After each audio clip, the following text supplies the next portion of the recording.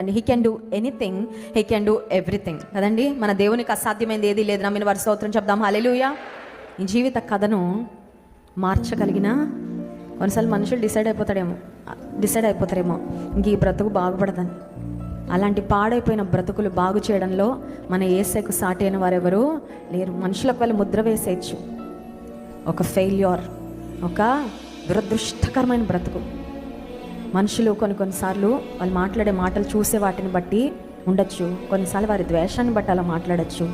But God can change the story of your life.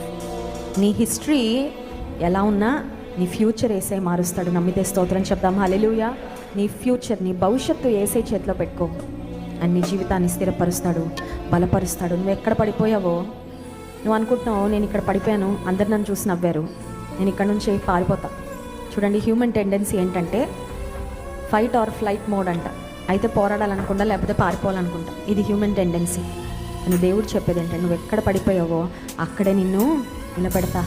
ఎవరు నిన్ను అపహాస్యం చేశారో వారి ఎదుటే నేను ఆశీర్వదించి నా మహిమ ఏంటో at the end of the day, గొప్పతనం ఎవరికండి? ఆయనకే. At the end of the day మహిమ ఎవరికి? ఆయన మహిమ పొందాలనే కదా మనల్ని సృష్టించుకుంది. మనల్ని సృష్టించింది మన ఆనందం కోసమే కాదు. చాలాసార్లు చాలామంది అనుకునేది ఏంటంటే ఏదో మా ఆనందం కోసం బ్రతుకుతున్నాం. ఆయనను ఆనందపరచాలని, ఆయనను మహిమపరచాలని దేవుడు మనల్ని సృష్టించిన దేవుడు.